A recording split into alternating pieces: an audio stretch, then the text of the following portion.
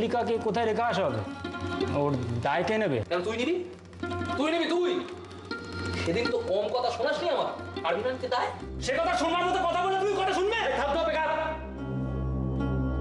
কোথাও পাঠাবার নেই আজকে ওই মেয়েকে, কোথাও না। কোথায় পাঠাবে? ওই শ্বশুর বাড়ি? কি ভেবেছো শ্বশুর বাড়ি তাকে নেবে? আরে চিনতেই পারবে না। পাথরের মতো ওই মেয়ে সারাটা জীবন বুকে চেপে বসে থাকবে। আজ লুকিয়ে গয়না পড়ছে, কাল হয়তো লুকিয়ে কারো হাত ধরে বাড়ি থেকে। কি ভেবেছিস কি মায়ের সামনে যা মুখে আসবে তাই বলবি? ঠিক বলছি, আমি ঠিক বলছি মেজদা। দুনিয়াটা তো দেখো নি, 3 দিন আদালতে ঘোরো, হুদো হুদো এরকম কেস। প্রভাস চাটুর্যে তোমাকে এমনি এমনি কথা বলেনি বর্দা যে মেয়ে নিজের মেয়েকে অন্যত্র রেখে এসো। বুদ্ধির বংশ না হলে কেউ এই বয়সের বিধবাকে ঘরে তোলে। সাদে কি বলে, গরিবের কথা বাসি হলে তবে মিষ্টি হয়। সংসার খানা কিনে চলবে ওনার কথায় নয়, চলবে মেয়ে মানুষের কথায়। দেখেছো দেখেছো তো মেজদি, কি বিষ গাছ এনে তুমি এ বাড়িতে পুঁতেছিলে একবার দেখো। আজ সেই বিষ গাছ একেবারে ডালপালা মেলে কেলেঙ্কারিটি হয়ে উঠেছে। আচ্ছা মেজদা, সেদিন তো তোমার স্ত্রী আমাকে দাবড়ে থামিয়েছে, এখন আমার কথাখানা না শোনার আফসোস হচ্ছে তো? কথা মল্লিকা এই বাড়ির মেয়ে, এ বাড়িতে থাকবে, বাঁচবে, মরবে, তাই হবে। কেবল বাকিরা এ বাড়ি ছেড়ে চলবে, তাই সারাখানি বড় বড় কথা। কোথায় কোথায় এখন তুমি? চুপ করে আছেন কেন? তুই এবারে থামবি? খালি নিজের কথা বলা, আমি এই করেছিলাম, আমি তাই করেছিলাম, ওরে একেবারে জগৎ উদ্ধার করছি। তুই এত চেঁচাচ্ছিস কেন শুনি?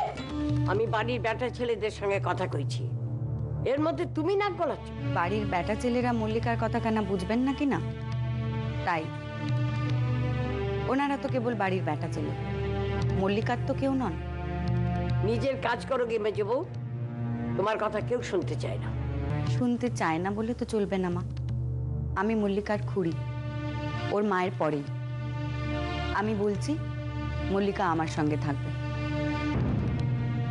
বাহ, চমৎকার মা। তাহলে তো তোমার কোনো চিন্তাই রইল না, ইনি দায়িত্ব নিচ্ছেন ওনার। ল্যাংড়া কানাকে পথ দেখা, যার নিজেরই চরিত্রের গুণে সংসারে মুখে লাগাম টানতে শেখ। বড় ছোট জ্ঞান না থাকলে সব জায়গায় মুখ খুলিস না।